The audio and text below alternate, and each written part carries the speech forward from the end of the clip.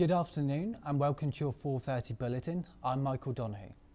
We start with an update of the crowd troubles that plagued Everton's Europa League game last night, with Merseyside police confirming they have identified the man in connection. Everton have also released a statement affirming they have banned the supporter and are working with police on the matter. New figures from UEFA have revealed that Leicester City earned more from the Champions League last season than eventual winners Real Madrid. The Foxes were handed £500,000 more than their Galacticos, whilst also netting over £30 million more than Europa League winners Manchester United. Mo Marley will take charge of her first game as interim England's women's boss tonight. Marley replaces Mark Sampson, who was sacked after evidence of inappropriate behaviour with female players in a previous role. The Lionesses have travelled to play France in an international friendly. Fernando Alonso has signed a new one-year deal with McLaren ahead of this weekend's US Grand Prix. The Spaniard was rumoured to be leaving the team after a woeful season, but since then they have agreed to a new engine supplier for 2018, leaving Honda for Renault Sport. The 36-year-old said he would only remain with McLaren if he could see the 2018 car as a title challenger. And now, time for the stories that our very own news team have created this afternoon. Starting off with boxing. With Anthony Joshua's next championship defence just over a week away, we take a look into how sport's developing in the local area.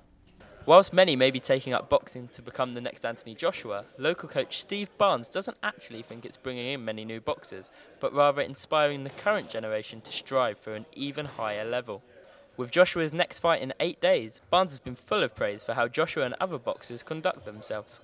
These role models, good physiques, good attitudes in front of the public, and they're the ones that we endorse really, and we think they're great ambassadors for the sport. So I think it's really encouraged just average people to come along to a boxing club. It's not intimidating anymore. Pound for Pound themselves have been trying to promote this positive image, with local boxers full of praise for the friendly but hard-working atmosphere it projects. Yeah, I love the training here. It's a lot of fitness, great boxers, and it's really challenging. Yeah. I don't know, it just reminds me of an old school movie like Rocky or something like that. It's pretty cool, and the coaches they're all like family in a way, so. Ivy Moore represented the gym at their first event back in May and will be fighting for Pound again in December. Whilst he didn't get the victory the first time around, he's confident that his next bout will have a different outcome. Tapes from the first fight, and a lot of the things that I did wrong, I've been trying to take away from in sparring, and I've kind of progressed on it in sparring. It's like combinations. I've been throwing a lot of combinations in sparring, head movement, everything. The move to the new gym has been a big positive for Pound, with the large open environments being a far cry from the former, much more compact space.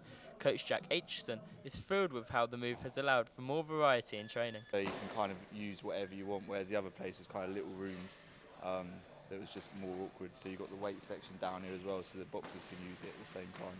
Not only is it better for training, but it also allows the gym to host their own boxing events, with 2 taking place within the summer and the next at the start of December.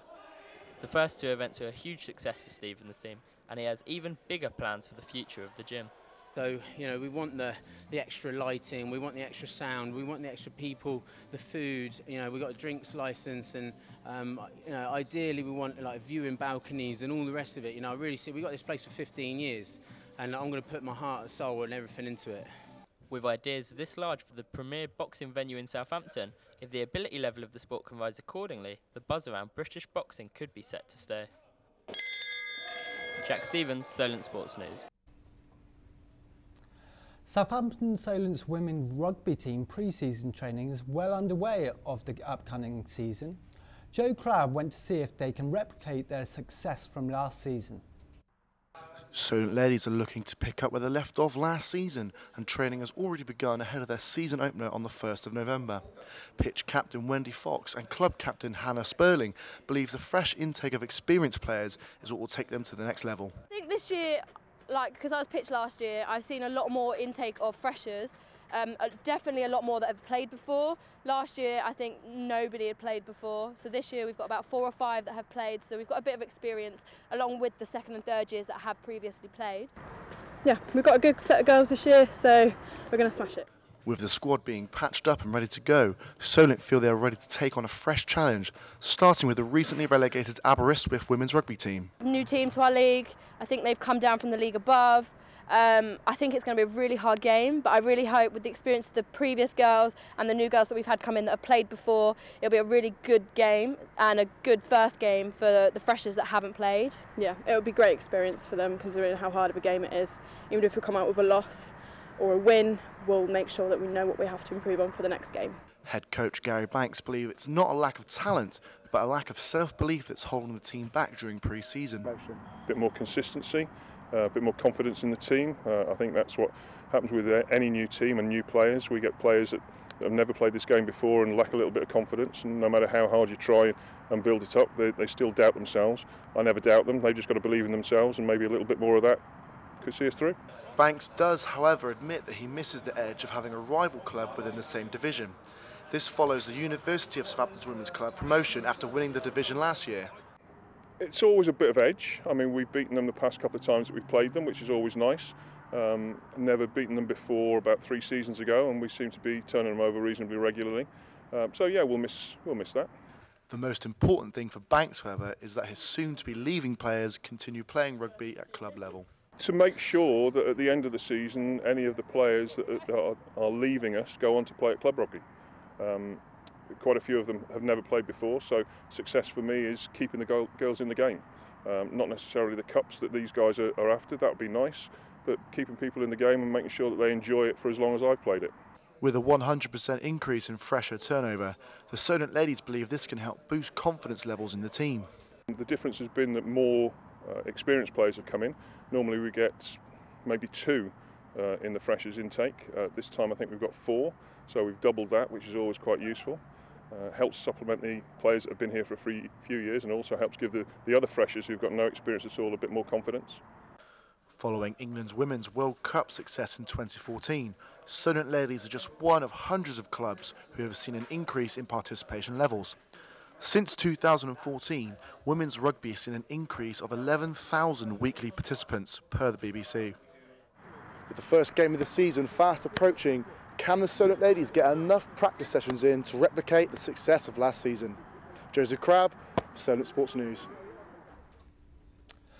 Our reporters have been down to Wessex Premier Division club AFC Porchester to take a look at their team as they prepare for the FA Vars first round this weekend.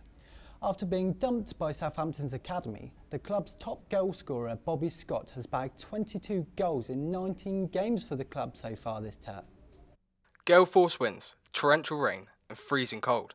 It's a horrible night on the south coast as Storm Brian sweeps through the country. But that hasn't stopped AFC Porchester, who are continuing to train very hard to keep up the good standards they've had throughout this season. Honestly, when you win games of football, it's easier for lads to turn up and train. You know, not everyone lives in Porchester. Some have to travel in, 5-10 miles or whatever. So they're still coming on like tonight is really pleasing. But they also understand that, we've got to train because that keeps us sharp in games. So, it's their benefit really and to benefit the football club. So, yeah, nights like tonight, I'm really pleased when everyone comes in. The Royals currently sit 5th in the Wessex Premier Division, and that is somewhat thanks to the prolific form of their star striker, Bobby Scott, who has found the net 22 times in 19 games across all competitions for the club. Glad I'm back scoring goals, doing what I can do best. Like I say, every striker wants to score goals and it gives you confidence when you do. So as long as I keep scoring, I'll keep scoring goals.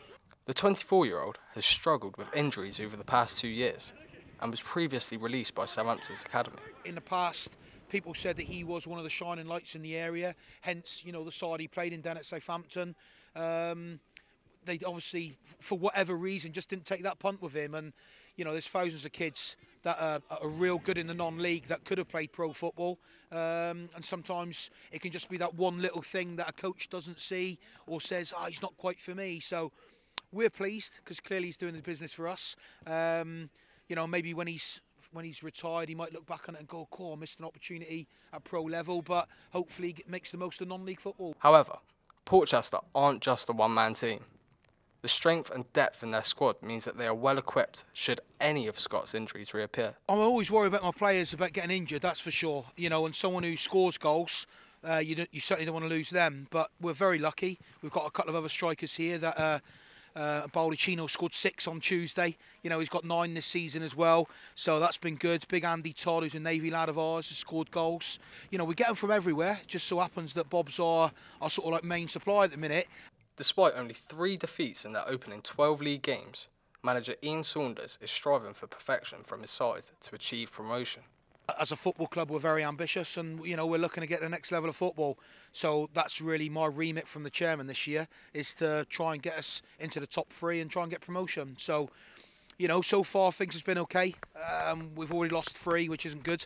But you know, if we can stay consistent and keep people fit, keep scoring goals, be a little bit tighter at the other end, we'll be as good as anybody else and have as good an opportunity as everybody else to finish in that top 3. With the weather due to settle down over the next few days, Portchester will be hoping that Scott will cause a storm when they take on Southampton in the first round of the FA Vase on Saturday. Daniel Lewis, Solent Sports News. Andover Town are in the form of their lives at the moment.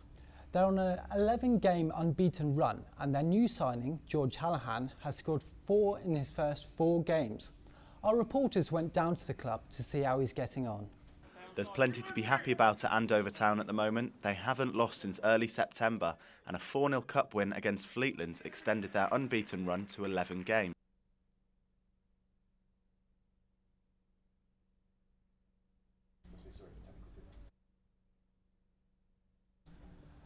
I'm sorry for a technical difficulty we're having here. Anyway, and finally, Ronnie O'Sullivan gave his cue to an invader, who then took his final shot in the English Open 3rd round. A lady broke from the stands and evaded security, although she failed to pot the black after 2 attempts. The rocket breezed past Sang Yong. O'Sullivan went on to beat John Higgins 4-3 to progress to the quarter-finals. That's all we have time for today. Make sure to follow our Facebook and Twitter pages at Solent Sports News, and we'll be back at the same time next week. Until then, have a great weekend. Goodbye.